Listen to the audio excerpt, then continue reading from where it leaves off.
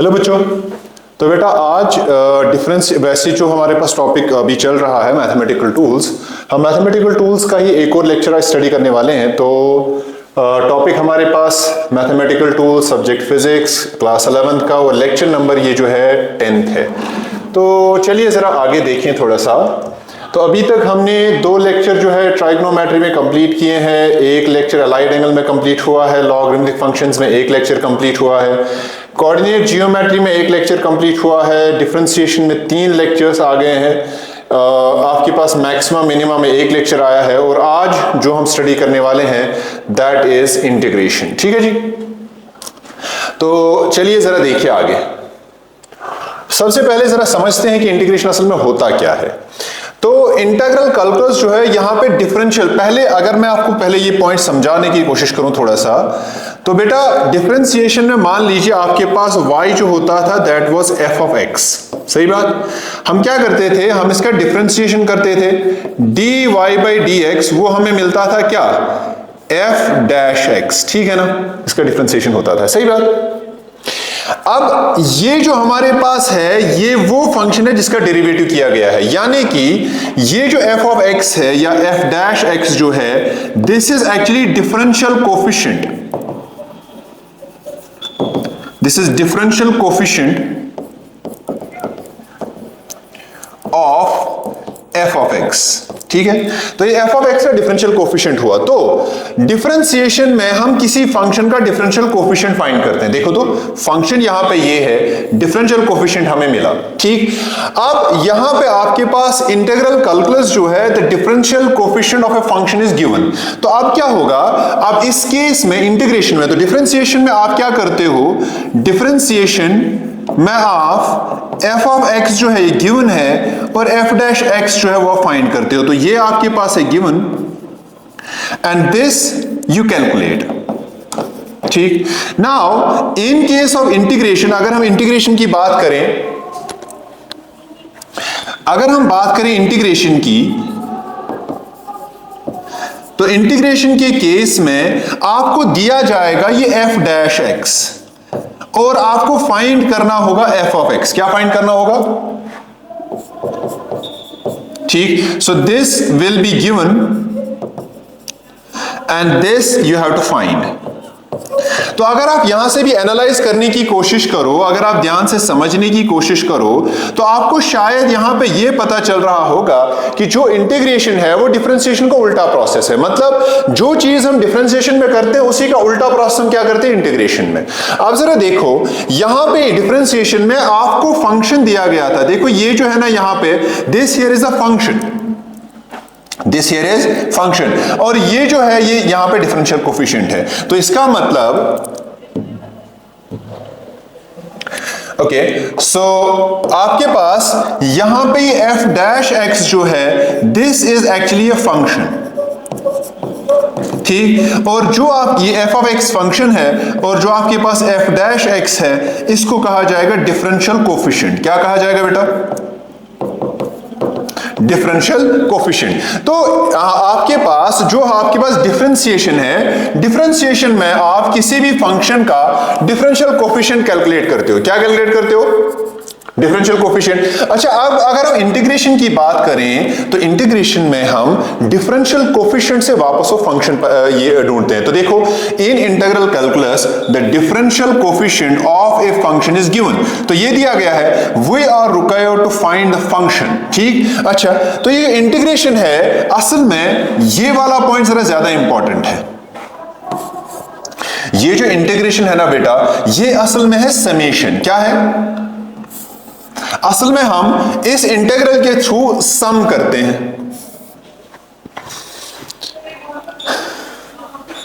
हम इस इंटीग्रेशन के थ्रू यहां पे सम करते हैं। बात आई समझ। अब आपके पास ये जो समेशन है ना, ये जो आप यहां पे साइन देख रहे होगे, इस वाला साइन, ये वाला, तो ये असल में हमारे पास समेशन के लिए यूज होता है। कब यूज होता है जरा यहां पे देखते हैं। मान लीजिए मैं आपको बोलता हूं कि चलो जी आप फाइंड करो y जो है वो 1 + 2 + 3 + 4 + 5 + 6 + 7 + 8 + so on अप टू, मान लीजिए ये 500 तक है। आपको मैं बोलता हूं कि चलो जी इसका समेशन फाइंड करो, ये एडिशन यहां पे कैलकुलेट करो, तो आप क्या करोगे, आप बोलोगे g sine of summation of y जो है ये यहां पे टोटल जो इसका वैल्यू होगा वो होगा। तो आप क्या करोगे, 2 + 1 3 और 3 + 3 आ गया आपका 6, 6 + 4 आ गया 10, 10 + 5 आ गया 15। इसी तरह से आप इसमें समेशन कर लोगे। लेकिन प्रॉब्लम ये है क्या होगा तब, यहां पे आपके केस में प्रॉब्लम, ये वाला मैं हटा देता हूं, अगर आपको ये लिखना है तो आप लिख सकते हैं, ठीक। तो अब यहां पे हमारे पास प्रॉब्लम ये है कि क्या होगा तब अगर हमारे पास यहां पे जो डिस्क्रीट वेरिएबल्स दिए गए थे, डिस्क्रीट वेरिएबल्स बोलो तो आपके पास 1 2 3 4 5 6 7 8 9 10 है ना, ये सारे के सारे वैल्यूज जो हैं दीज आर डिस्क्रीट वैल्यूज, ये अलग अलग हैं, आप इनको अलग अलग कर सकते हैं। लेकिन क्या होगा तब अगर हमारे पास एक कंटिन्यूटी हो फंक्शन में, जैसे कि आपको मैं बोल रहा हूं, मान लीजिए f is equal to f of x जो है ये x स्क्वायर है। मुझे बताइए क्या यहां पे आप x स्क्वायर जो है इसका वैल्यू कुछ भी दे सकते हैं। आपने x का वैल्यू 1 दिया तो आपके पास आया f ऑफ x का वैल्यू 1 स्क्वायर, आपने x का वैल्यू 2 दिया तो आया 4, x का वैल्यू 3 दिया तो आया 9, x का वैल्यू 4 दिया तो आया 16। लेकिन क्या आप सिर्फ यही वैल्यूज दे सकते हैं? नहीं, आप वैल्यूज क्या क्या दे सकते हैं, आप वैल्यूज दे सकते हैं x = 1, x = 2, x = 3। तो मैंने कहा चलो जी ये वाले वैल्यूज दे लो। कोई स्टूडेंट क्या है, नहीं सर ऐसे वैल्यूज क्यों दें, चलो जी मैं देता हूं x = 0.5, x = 1.5 है ना, x = 3.5। अब मैंने ये बोला था, कोई स्टूडेंट बोला नहीं सर ऐसे भी क्यों दे, और भी दे सकते हैं, कौन सा, तो आप बोल रहे हो 0.1, 0.2, 0.3, 0.4, 0.5। अच्छा मैंने ये बोले ही थे, एक और स्टूडेंट आए, नहीं सर और भी कम कर सकते हैं, कैसे, 0.01, 0.02। तो इस केस में हमारे पास ये जो इंटरवल है इन दो नंबर्स के बीच में, जैसे कि 1 और 2 इंटरवल था 1, इनका डिफरेंस, इसी तरह से 0.5 से 1 के बीच इंटरवल कितना था 1, इसी तरह से 0.1 से 0.2 तक इंटरवल है 0.1, 0.01 से 0.02 है इंटरवल है 0.01। तो मतलब इंटरवल अगर आप देखो तो आहिस्ता आहिस्ता कम हो रहा है। अब आप ऐसा सोचो कि इंटरवल इतना कम हो जाए कि ये अलग अलग वैल्यूज ना होते हुए एक कंटिन्यूअस वैल्यू आ जाए, ठीक है, इनमें इंटरवल इतना कम हो जाए कि ये टेंड करे 0 को। मतलब अगर आपके पास लेट अस सपोज मैं इंटरवल को डेल्टा x से डिनोट करता हूं, अगर डेल्टा x आपके पास जो है इंटरवल है,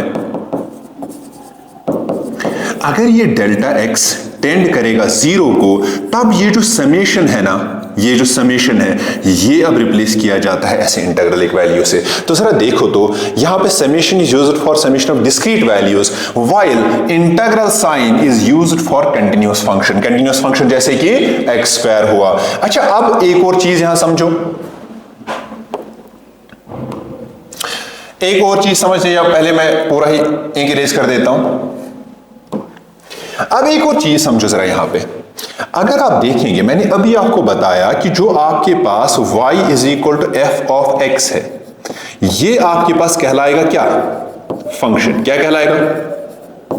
लेकिन अगर आपके पास जो dy/dx है, जब इसका डेरिवेटिव किया तो आपके पास आया f'(x), इसको क्या कहेंगे, differential coefficient,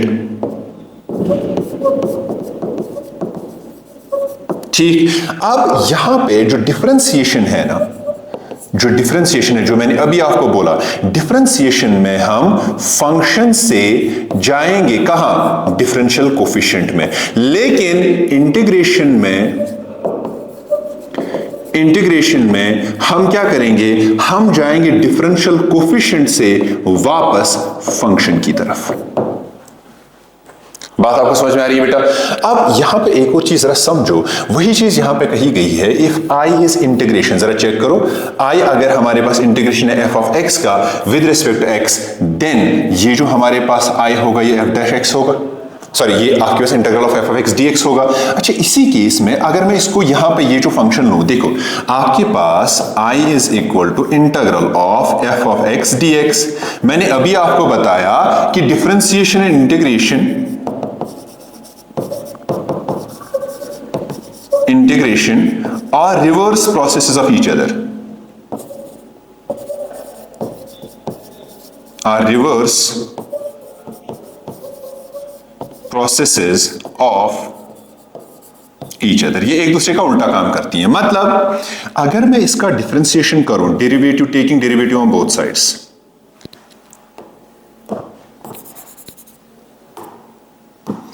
taking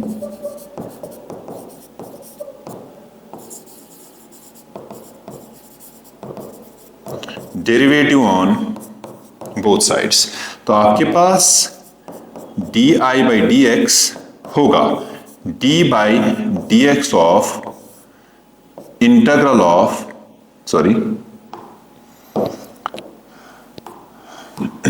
integral of f of x d x. अब चूंकि इंटीग्रल और डी एक्स जो है ये एक दूसरे का उल्टा काम करती है, तो मतलब ये कैंसिल हो जाएंगी।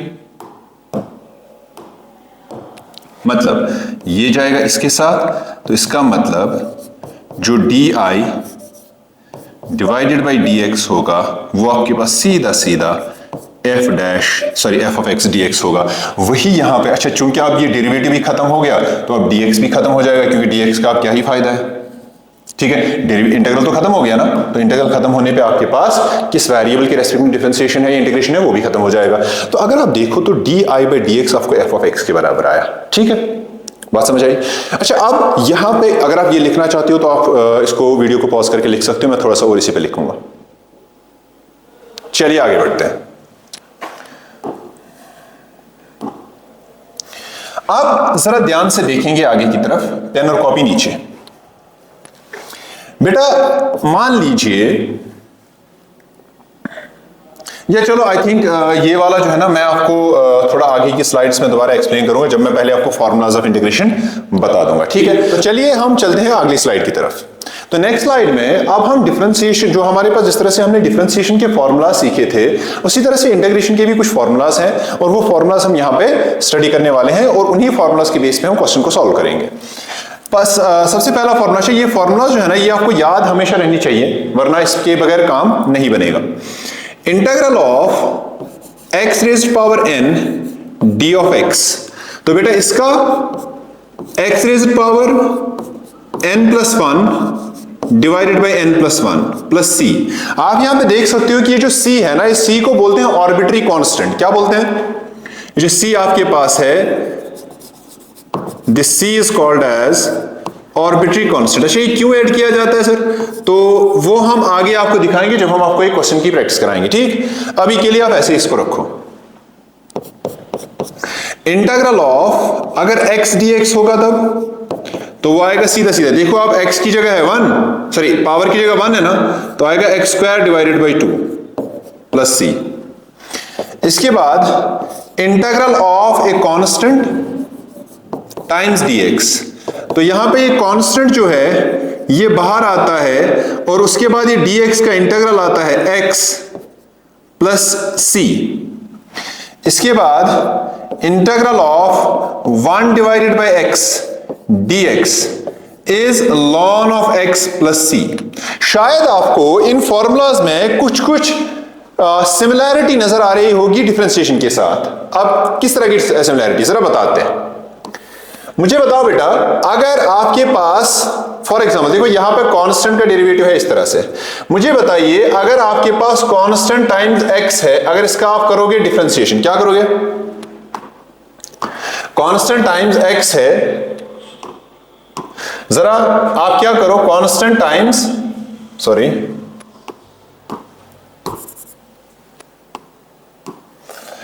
तो कांस्टेंट टाइम्स x का क्या करो, आप डिफरेंशिएशन करो विद रिस्पेक्ट टू x। तो जरा देखो क्या आएगा, कांस्टेंट k बाहर और x का आएगा 1। यही मैंने यहां पे अगर आप देखोगे ना, देखो ये क्वेश्चन में दिया था, फंक्शन ये था और हमें फाइंड करना था ये, देखो, और डिफरेंशिएशन के केस में ये फंक्शन होता है, ये दिया होता है और हमें फाइंड करना होता है ये। अब जरा यहां देखो, कांस्टेंट टाइम्स x, मैंने उसका डेरिवेटिव किया, मुझे भी वापस कांस्टेंट मिला। बात आपको समझ में आ रही है? अच्छा, इसी तरह से अगर आप याद करो तो आपके पास डिफरेंशिएशन जो ln ऑफ x का होता था वो होता था 1/x। तो 1/x का इंटीग्रल क्या होगा जी? ये सीधा सीधा क्या होगा? ln of x। बात आपको समझ में आ रही है? ठीक, तो अब चलिए इसी तरह से, क्योंकि मैंने आपको ऑलरेडी बताया हुआ है कि जो डिफरेंशिएशन है ये इंटीग्रेशन का उल्टा प्रोसेस है, तो मतलब जो डिफरेंशिएशन में वैल्यूज आएंगे, जो डिफरेंशिएशन में आंसर आएगा, अगर हम उस आंसर का इंटीग्रल करेंगे तो हमें क्वेश्चन वापस मिलेगा। बात समझ आई? तो यही चीज मैं आपको यहां पे समझाने की कोशिश कर रहा था। अब इसके बाद इंटीग्रल ऑफ, मान लीजिए देखो यहां पे आपके पास x रेज़ पावर n का integral, x raise power n plus 1 by n plus 1 plus c, इसके बाद x स्क्वायर का x square by 2 plus c, constant का कांस्टेंट बाहर आएगा और x और प्लस c, 1 बाई x का dx और ln of x plus c। अब जरा e रेज़ पावर x का करो। अच्छा याद करो derivative e rays power x का क्या आया था? e रेज़ पावर x वापस, तो इसका इंटीग्रल भी वापस e रेज़ पावर x ही आएगा। बात आपको समझ में आ रही है? अब आगे चलते हैं, हम आपको बताते हैं इंटीग्रल ऑफ, अच्छा देखो sin x का इंटीग्रल क्या था? cos x, तो sin x का डिफरेंशिएशन क्या था? cos x, तो cos x का इंटीग्रल क्या होगा? वापस sin x, तो आपके पास integral of cos of x dx ये होगा बराबर sin ऑफ x। इसी तरह से आपके पास इंटीग्रल ऑफ, अच्छा देखो डिफरेंशिएशन क्या होता था sin x का? cos x वापस आएगा, और अब डिफरेंशिएशन बताओ cos x का माइनस sin x, तो sin x का क्या होगा? माइनस cos, तो मैं यहां पे लिखूंगा sin of x dx is equal to minus cos of x, यहां पे भी प्लस c, यहां पे भी प्लस c। ठीक, अगला चलते हैं। अच्छा इसी तरह से इंटीग्रल जो होगा, जब आप करते थे tan x का, उसका क्या होता था? sec स्क्वायर x, अब sec स्क्वायर x का क्या आएगा? tan x, तो sec square x dx tan of x plus c। बात आपको समझ में आ रही है? ठीक, अगला देखते हैं integral of cosec square x dx, अगर आप याद करो तो minus cot of x plus c आएगा। इसी तरह से integral of sec x tan x dx, इसका आएगा क्या? sec of x plus c। इसी तरह से integral of cosec x cot x dx, तो इसका आएगा minus cosec x plus c। ठीक, कुछ फॉर्मूलाज और हैं, एक काम करो आप यहां पे ये इस वीडियो को पॉज करो, जरा यहां तक लिखो। चलो आगे बढ़ते हैं। आपके पास मान लीजिए अब हमारे पास जब आप, अच्छा एक और चीज मैं आपको साथ साथ बताता जाऊं, जब आप ये इंटीग्रेशन के फॉर्मूलाज लिख रहे होंगे तो बेटा वहां पे ऑलमोस्ट आधे पेज की स्पेस छोड़ देना। वो इसलिए क्योंकि यहां पे कुछ और फॉर्मूलाज होंगे जो हम क्वेश्चंस की फॉर्म में डिराइव करेंगे, उसके बाद वो फॉर्मूलाज वहां पे लिखनी है। बात समझ आई? तो कुछ आधा पेज इंटीग्रेशन के फॉर्मूलाज के बाद छोड़ देना, उसके बाद देखना।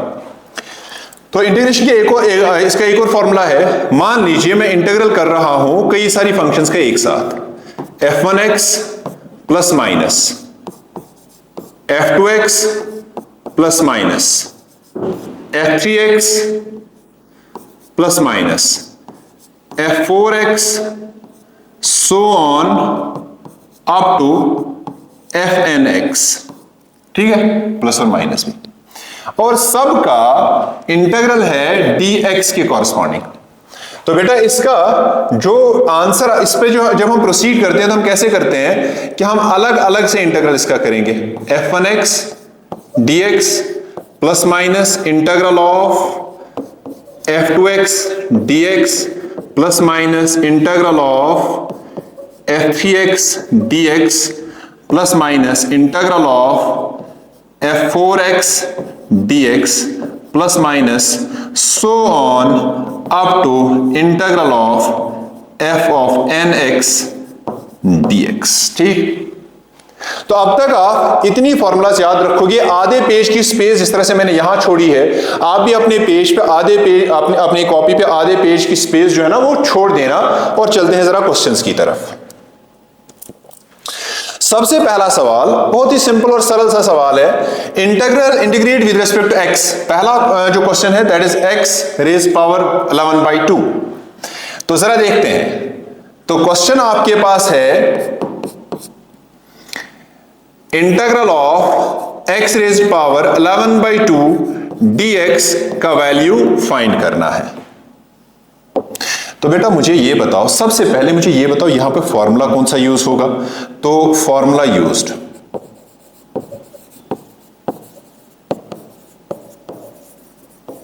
वो आएगा integral of x raised power n dx, n आया नीचे, x रेज्ड पावर n-1, ठीक है, प्लस c। अच्छा मैं आपको एक और चीज साथ साथ बताता जाऊं बेटा, ये जो आपके पास इंटीग्रल होते हैं ना, ये दो तरह के होते हैं। जो इंटीग्रल आपके पास होते हैं, इंटीग्रेशन जो होता है ये दो तरह का होता है। एक कहलाता है indefinite integral,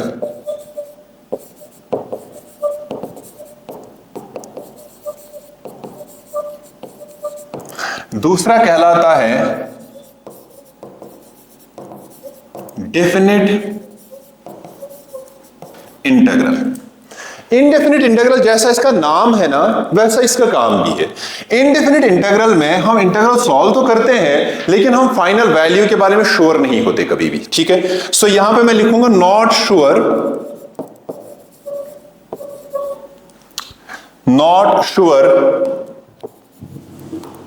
about the exact value.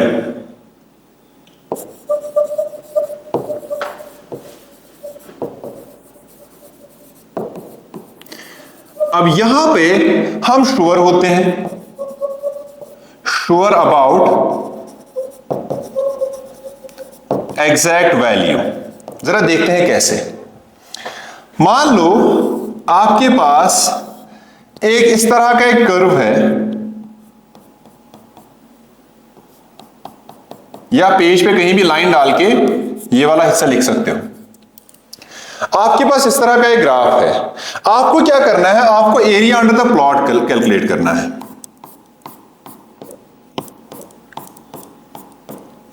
ये area under the graph calculate करने के लिए हम क्या करते हैं, हम इंटीग्रेट करते हैं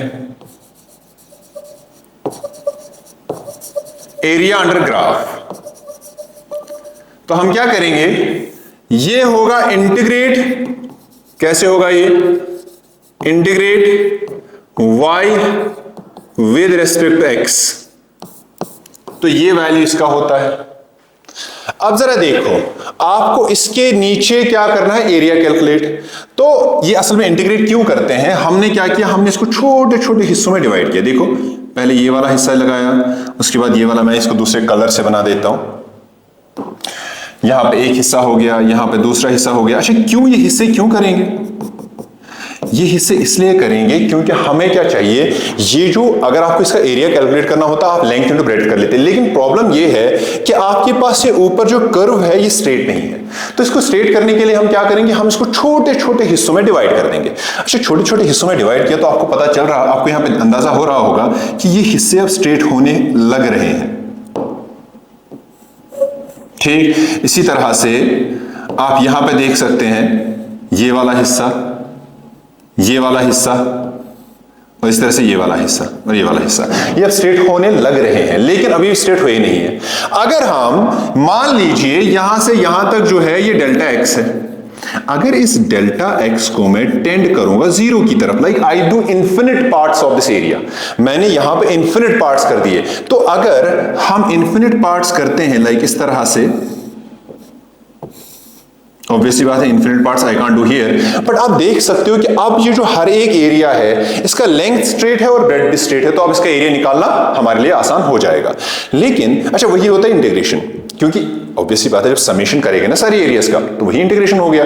y इंटू डी एक्स इसके लिए, y इंटू डी एक्स इसके लिए, y इंटू डी एक्स इसके लिए, उसके बाद सभी का समेशन करेंगे तो हमें इंटीग्रल मिलेगा। लेकिन मुझे बताओ क्या एग्जैक्ट वैल्यू के लिए आपको पता होना चाहिए ये x1 और x2 क्या है, ये x1 और x2 आपको पता होना चाहिए, बिल्कुल। तो ये x1 और x2 कहलाता क्या है असल में, x1 और x2, these are called as limits of integration। क्या बोला जाता है बेटा, x1 और x2 जो आपके पास है ना, these are limits of integration। ये हमें बताता है कि एरिया, इस केस में ये एरिया किस x की किस वैल्यू से किस वैल्यू तक एक्सटेंड कर रहा है। फॉर एग्जांपल अगर हमें ये पता ना होता, क्या हम श्योर होते एरिया के बारे में? नहीं, हम एक आइडिया जरूर लगा सकते लेकिन हम श्योर नहीं हो सकते थे। लेकिन अगर हमें ये वैल्यूज पता है तो क्या हम श्योर हो जाएंगे? तब इस वैल्यू को अगर हम श्योर नहीं होंगे या लिमिट्स पता नहीं होंगे तब इंडेफिनिट इंटीग्रल, लिमिट्स पता होंगे तो डेफिनेट इंटीग्रल। अच्छा, इसमें से ये जो x1 है ना, इसको लोअर, देखो पहले आता है ना तो इसको बोलेंगे लोअर लिमिट। क्या बोलेंगे? और ये जो x2 है ना बेटा, इसको कहेंगे हायर लिमिट या कभी कभी अपर लिमिट भी कहेंगे, और अपर लिमिट क्या बोलेंगे? हायर लिमिट या अपर लिमिट। तो इसका मतलब आपके पास ये वाला जो वैल्यू है, इस वैल्यू को कहेंगे क्या? Lower limit. क्यों जी? क्योंकि ये मिनिमम वैल्यू है इस एरिया का जहां से स्टार्ट करता है, तो इसको बोलेंगे क्या? अपर लिमिट या हायर लिमिट भी।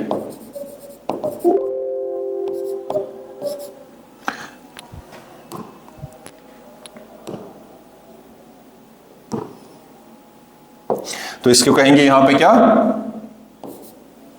Okay, give me a second. तो इसको कहेंगे यहां पे क्या? Upper limit. बात आपको समझ में आ रही है बेटा? ठीक। अब जब हमारे पास ये लोअर लिमिट और अपर लिमिट, या यूं कहिए ये जो x1 और x2 का वैल्यू अगर हमें पता नहीं है लेकिन तब भी हम एरिया कैलकुलेट कर रहे हैं, उसको बोलते हैं इंडेफिनिट इंटीग्रल। सो मैं यहां पे लिखूंगा if value of limits is not given, ठीक, तब हमारे पास क्या होगा? Definite integral. और अगर हमारे पास वैल्यू ऑफ लिमिट्स गिवन है, if value of limits is given, अगर वैल्यू ऑफ लिमिट्स दिया गया है तब हमारे पास डेफिनिट इंटीग्रल है, अगर ये नहीं दिया गया है तब हमारे पास इंडेफिनिट इंटीग्रल है। इसीलिए अगर हम for example integral of f of x dx लिखो ना, मैं ये लिखता हूं f dash x plus c। क्यों लिखता हूं बेटा? क्योंकि मुझे एग्जैक्टली इसका वैल्यू नहीं पता था, I don't know about the exact value of this equation, इसीलिए मैं प्लस c रखता हूं। अब ये प्लस c नेगेटिव हो सकता है, पॉजिटिव हो सकता है, जीरो हो सकता है। मैं आपको दिखाऊंगा ये प्लस c, एक और रीजन से मैं आपको प्रूव करके दिखाऊंगा ये प्लस सी क्यों लिखते हैं इसमें। ठीक, तो चलिए यहां तक अगर आप लिखना चाहते हैं इसको लिखो। ओके, तो अब हम वापस जाते हैं क्वेश्चंस की तरफ। ठीक, यहां पे आपके पास ये फॉर्मूला जो है ये आएगा x raise power n dx। तो मैंने आपको कहा था इसका जो फॉर्मूला होगा यहां पे,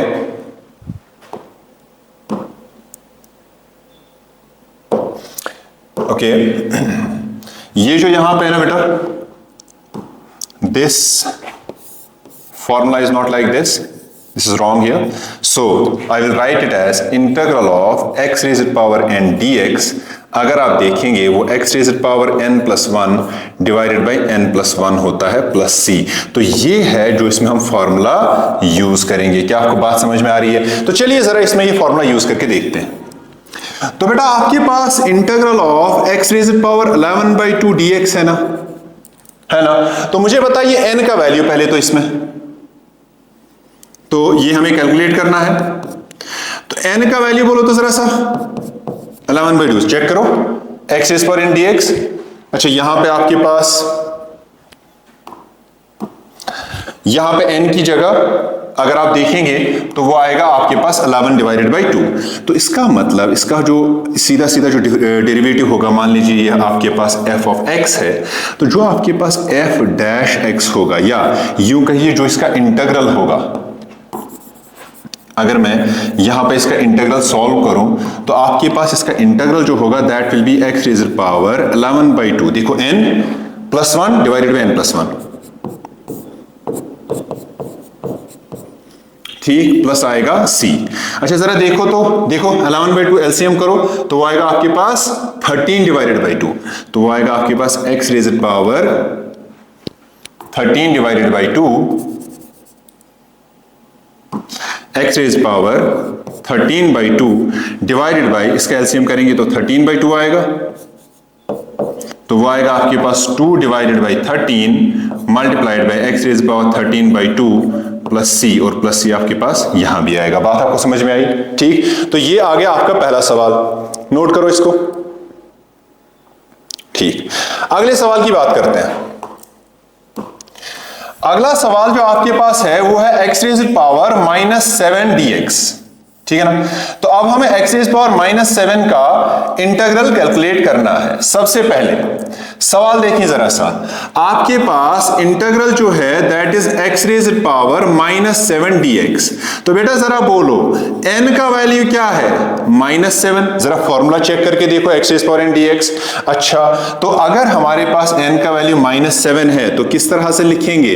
तो हम लिखेंगे integral of x raise power -7 dx will be equal to x raise power -7 plus 1 divided by -7 plus 1 plus c, और वही हमारे पास कहलाएगा एक्स रेज़ पावर, देखो -7 प्लस 1 आ गया -6, और ये आ गया आपके पास -6, ये माइनस ऊपर जाएगा तो मैं इसको लिखूंगा -1 divided by 6 x rays power -6। अच्छा, प्लस c भी लिखेंगे, क्यों? क्योंकि इंडेफिनिट इंटीग्रल है, तो इसका मतलब आपके पास -1 divided by 6 into 1 by x rays power 6 plus c।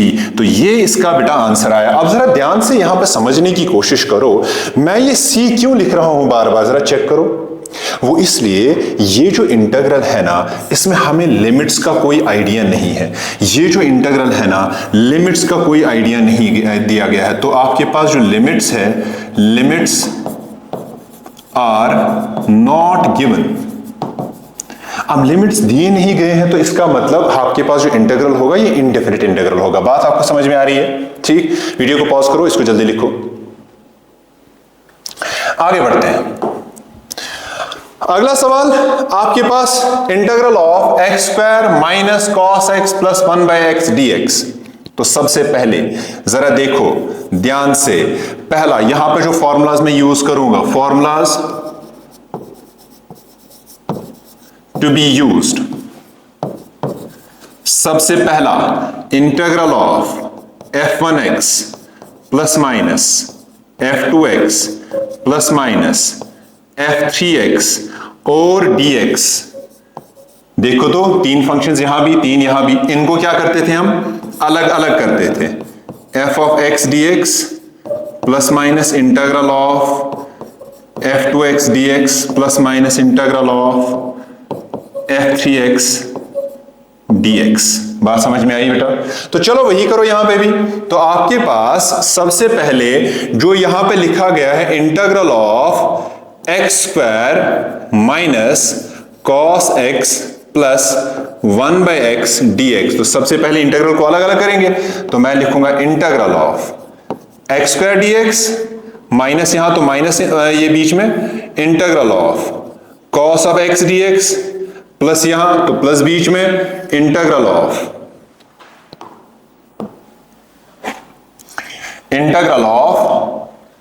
1 by x dx। कुछ और फॉर्मूला इसमें यूज होंगी, जैसे कि एक्स स्क्वायर का यहां पे जो फॉर्मूला यूज होगा ये पहला वाला था, दूसरा वाला formula x rays power n dx, ठीक है जी, किसके बराबर होता था? X rays power n plus 1 divided by n plus 1। बेटा ये आप ही हमारे साथ साथ ये फॉर्मूला रिपीट करते जाएं ताकि ये फॉर्मूला आपको साथ साथ ही क्वेश्चंस के साथ ही याद हो जाए। अच्छा, इसके बाद बोलो integral of cos of x dx। देखो sin x का cos x होता था डिफरेंशिएशन, तो cos x का इंटीग्रेशन क्या होगा? sin of x plus c। इसी तरह से अगला देखो 1 by x dx, 1 by x dx का क्या आएगा बेटा? ln of x plus c, क्योंकि ln ऑफ x का डिफरेंशिएशन क्या होता था? 1 बाई एक्स। तो जरा देखो इस केस में यहां पे अगर मैं देखूं, इस वाले केस में जो पहला इंटीग्रल आपके पास है, इस पहले इंटीग्रल में जरा सा मुझे n का वैल्यू बोलो तो क्या बेटा n का वैल्यू 2 है। अच्छा, अगर n का वैल्यू 2 है तो फिर मैं इंटीग्रल का वैल्यू क्या लिखूंगा? इंटीग्रल का वैल्यू लिखूंगा सीधा सीधा क्या? X rays power n+1 divided by n+1, बात समझ आई। अच्छा, उसके बाद माइनस cos x का इंटीग्रल, क्या हमारे पास यहां पे देखो sin of x, तो मैं लिखूंगा यहां पे sin of x। अच्छा, इसके बाद प्लस यहां पे 1/x का क्या जी, ln of x, प्लस आएगा c, तो इसका मतलब वो आएगा x³ divided by 3 minus sin of x plus ln of x plus c। तो बेटा ये आएगा इंटीग्रल का फाइनल वैल्यू। अच्छा, आप शायद समझ रहे होंगे, शायद किसी को स्टूडेंट के दिमाग में ये कंफ्यूजन हो कि सर ऐसा कैसे हो गया कि c तो इसके साथ भी आता, इसके साथ भी आता और इसके साथ भी आता। हाँ बेटा आता जरूर, क्यों नहीं आता। मान लो c आया यहां भी, यहां भी, यहां भी, चलो 3c हो गया, वो तब भी कांस्टेंट ही है, उससे क्या ही फर्क पड़ने वाला। तो मैंने वही कांस्टेंट एक ही बार में लिख दिया है, तो उससे कोई फर्क नहीं पड़ेगा, हम हर बार इंटीग्रल में एक ही बार का कांस्टेंट लिखेंगे। तो बेटा वीडियो को पॉज करो, इसे लिखो, अगले सवाल की तरफ चलते हैं। Okay, now these two questions are fairly interesting. Why? Because यहां से जो हमारे पास आंसर जनरेट होगा उसको हम फॉर्मूला की तरह याद रखेंगे। ठीक है, तो चलो जरा देखते हैं। बेटा इन क्वेश्चंस को ध्यान से देखें, पेन और कॉपी नीचे रखें, बोर्ड की तरफ बिल्कुल ध्यान से, नजर नहीं हटनी चाहिए बोर्ड से। आपके पास पहला सवाल, integral of tan of x dx। ठीक, अच्छा tan of x का कोई फॉर्मूला हमने दिखाया है क्या, जरा चेक करके देखो। इसमें देखो कहीं पे tan of x का फॉर्मूला है क्या, नहीं, तो मतलब ये किसी और तरह से सॉल्व करना पड़ेगा। कैसे करेंगे, तो क्या मैं इसको लिख सकता हूं, इंटीग्रल ऑफ tan को मैं लिख सकता हूं sin of x divided by cos of x dx। अब इसमें आपको दिक्कत कहां आ रही है, सर प्रोडक्ट डिवीजन रूल तो इसमें एप्लीकेबल है ही नहीं। अच्छा, तो फिर क्या करेंगे, तो एक काम करो ना, आपको cos x में दिक्कत आ रही है ना, तो पुट करो, put cos of x equal to t। इसका मतलब जरा बताओ dt बाई dx क्या आएगा, इसका डेरिवेटिव x के रेस्पेक्ट में, cos x का माइनस sin x। अगर आप देखो इस माइनस को इधर ले जाओ तो minus dt is equal to sine of x dx। बात समझ आई। ये साइन ऑफ x dx आपको शायद कहीं नजर आ रहा होगा, और भी साइन ऑफ x dx। तो इसका मतलब जो integral of sine of x dx divided by cos of x है, क्या मैं उसको लिखूं इंटीग्रल ऑफ, बेटा साइन ऑफ x dx की जगह माइनस dt और कॉस ऑफ x की जगह t।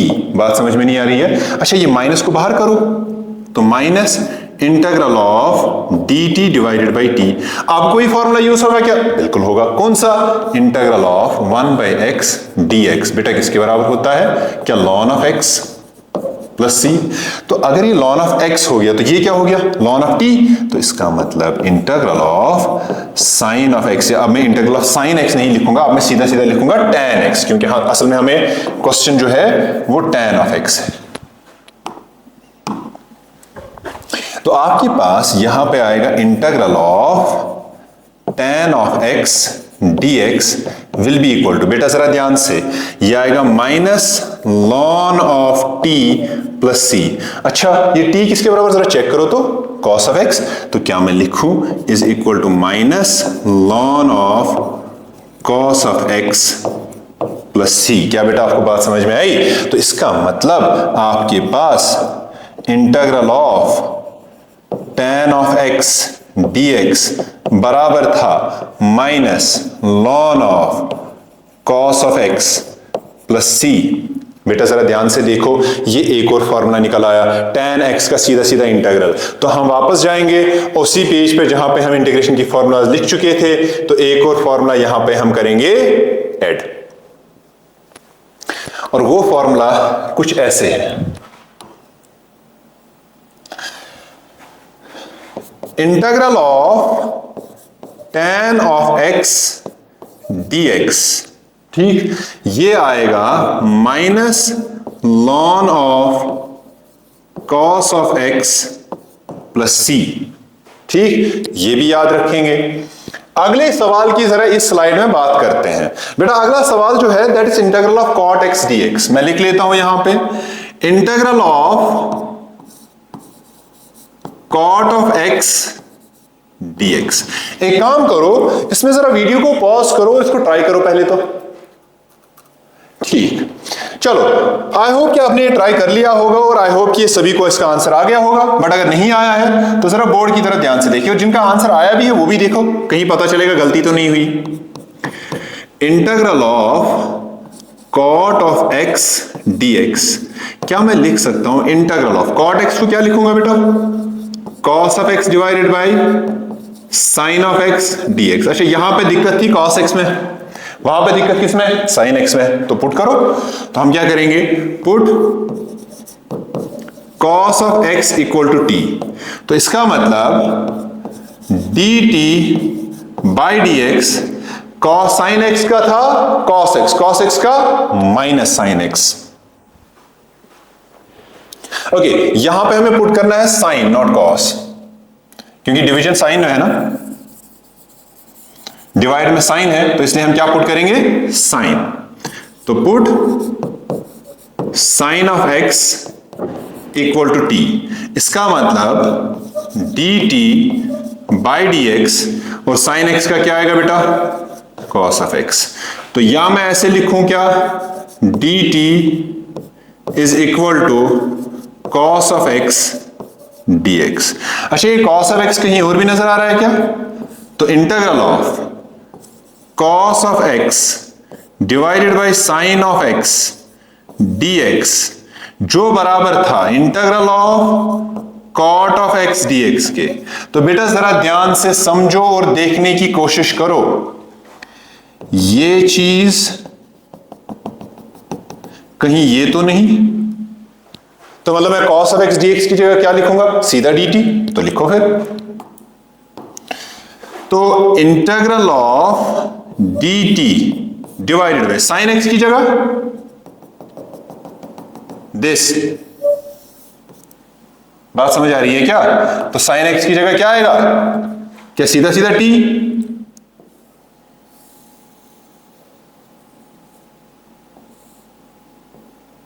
तो साइन एक्स की जगह t आएगा, तो वो आएगा आपके पास ln of t plus c. तो वो आएगा ln ऑफ t की जगह देखो तो sine x, sine of x plus C.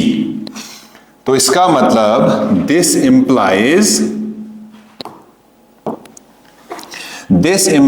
Integral of cot of x dx is ln of sine of x plus c. तो बेटा ये आपके पास जनरेट हुआ एक और फॉर्मूला। जिन स्टूडेंट्स ने किया था और सही गया था गुड, कीप इट अप, और जिनका सही नहीं गया था वो एक बार क्वेश्चन को एनालाइज करो और देखो कि गलती कहां हुई थी। ठीक, तो एक और फॉर्मूला हम लिस्ट में ऐड करेंगे, वहीं पे आप वही वाले पेज को पलटेंगे और एक और फॉर्मूला करेंगे ऐड, और वो फॉर्मूला होगा integral of cot of x d x is ln of sine of x plus c. ठीक, अगली स्लाइड की तरफ चलते हैं, अगले एक क्वेश्चन की ओर। तो ये भी आपके पास एक जनरल फॉर्मूला बनेगा बेटा, ये वाला भी आपके पास क्या बनेगा? General formula. देखते हैं कैसे। तो आपके पास सवाल जो है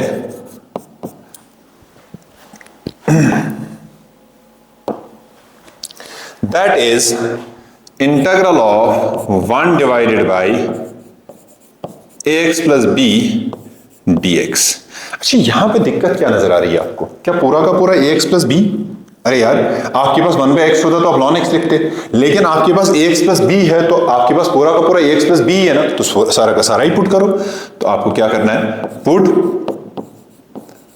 ax plus b equal to t. तो मुझे बताइए dt divided by d x किसके बराबर? a तो कांस्टेंट है ऐसे ही, और x का आएगा 1 प्लस b का आएगा 0।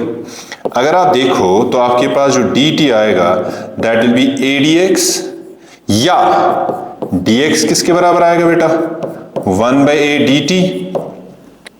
अच्छा ये कहीं पे यहां तो नहीं है, बात आई समझ? तो अब यही चीजें उसमें यूज करके देखो, आप देखोगे कि इंटीग्रल सॉल्व हो जाएगा। तो आपके पास यहां पे देखो जरा सा, इंटीग्रल ऑफ देखो तो 1/ax प्लस बी, तो मैं लिखूंगा 1 divided by ax plus b किसके बराबर बेटा, जरा चेक करके देखो, ax प्लस बी टी के बराबर, और dx किसके बराबर 1/dt, तो मैं लिखूंगा 1 divided by T 1/a dt। 1/a को बाहर करो जरा सा, 1/a को बाहर किया इंटीग्रल, और यहां पे आया आपके पास 1/t dt। अगर आप ध्यान से देखो ये लॉन आएगा ना, तो 1/a ln of t plus c, जरा t का वैल्यू देखो तो ax प्लस b, तो इसका मतलब इंटीग्रल of 1 divided by ax plus b dx will be equal to 1/a will be equal to 1/a ln of ax plus b plus c। तो ये जो है यहां पे एक और फॉर्मूला जनरेट हो गया, ये क्वेश्चन भी है फॉर्मूला भी है। एक काम करो, वीडियो को पॉज करो, क्वेश्चन को लिखो, फिर मैं फॉर्मूला शीट में ऐड करूंगा। ठीक, चलो जरा इस वाले फॉर्मूला को भी फॉर्मूला शीट में ऐड कर देंगे।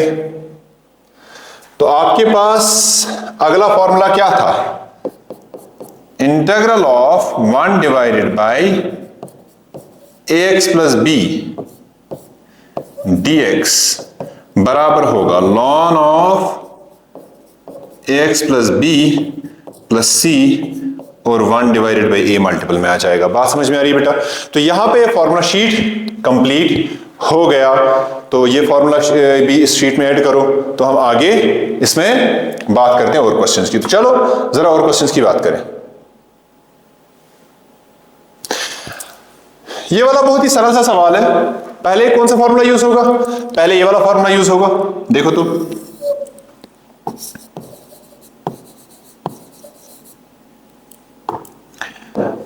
सबसे पहले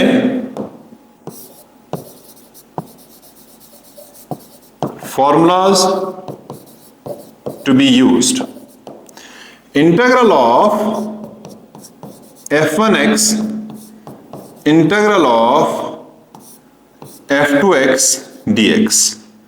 तो ये आएगा आपके पास इंटीग्रल ऑफ f1x अलग plus minus integral of f2x dx अलग। पहला फॉर्मूला ये होगा। दूसरा फॉर्मूला जो मैं आपको कई बार क्लास में बता चुका हूं कि आपके पास x रेज़्ड पावर n, और अगर ये इस तरह से लिखा होगा तो ये बराबर होगा x raised power minus n के। एक और formula integral of x raised power n dx बराबर होगा n, ये बराबर होगा x raised power n plus 1 divided by n plus 1 plus c। अब जरा पहला फॉर्मूला यहां पे यूज करके देखो, जहां पे हम दोनों इंटीग्रल्स को अलग करते हैं। तो आपके पास आएगा integral of a divided by x square dx plus integral of b divided by x dx। अब यहां से क्या करो, a को बाहर करो, integral of 1 divided by x square dx plus b को बाहर करो, integral of 1 by x dx। एक और फॉर्मूला भी शायद यहां पे यूज होगा, that will be integral of 1 by x dx is ln of x plus c। अच्छा, यहां पे अगर आप ध्यान से देखो इस इक्वेशन को, इस क्वेश्चन को ध्यान से समझने की कोशिश करें,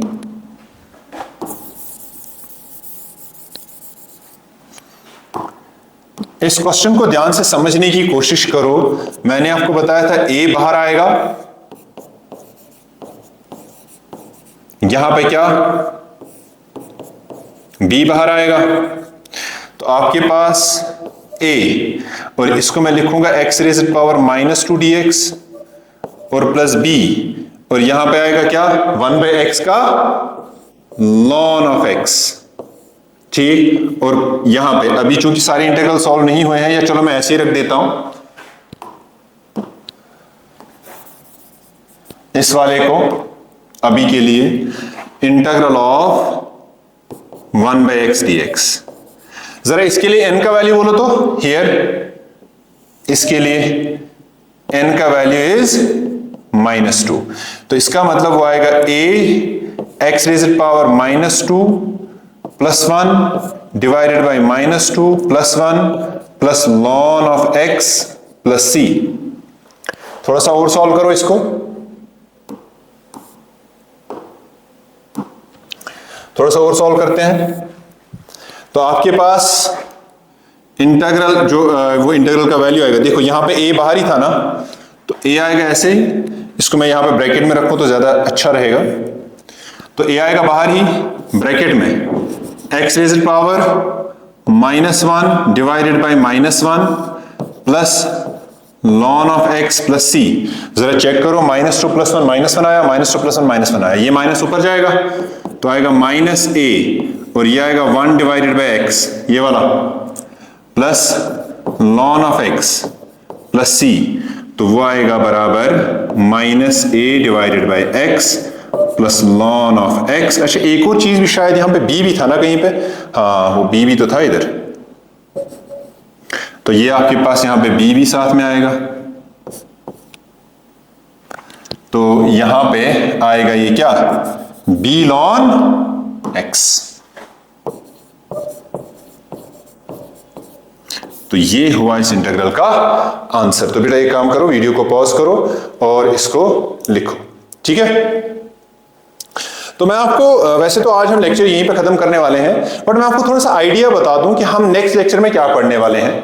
तो बेटा नेक्स्ट लेक्चर में ये एक चीज है जो बहुत ही इंपॉर्टेंट है। वैसे मैं ये सोच रहा था आज ही खत्म करूं, बट टाइम जो है ना, टाइम कांस्टेंट की वजह से मैं ये आज बता नहीं पाया। तो हम इंटीग्रेशन बाय पार्ट्स कैलकुलेट करेंगे। जिस तरह से आपने क्या किया, यहां पे अगर आप अगली स्लाइड देखोगे, मैंने कैलकुलेट करने को बताया गया है ln ऑफ x का इंटीग्रल। अगर आप चेक करो, मैंने कहीं पे भी ln ऑफ x सॉल्व कराया है क्या, देखो तो मैंने इंटीग्रल ln ऑफ x का कहीं भी सॉल्व नहीं कराया, ठीक है। वो इसलिए क्योंकि ये ln ऑफ x जो है ये सॉल्व होता है यूजिंग इंटीग्रेशन बाय पार्ट्स। ये वाला जो आपके पास टॉपिक होगा, ये वाला टॉपिक आपको हम कल बताएंगे इंशाल्लाह। तो तब तक आप अपना ख्याल रखें और पढ़ाई करते रहें। अल्लाह हाफिज।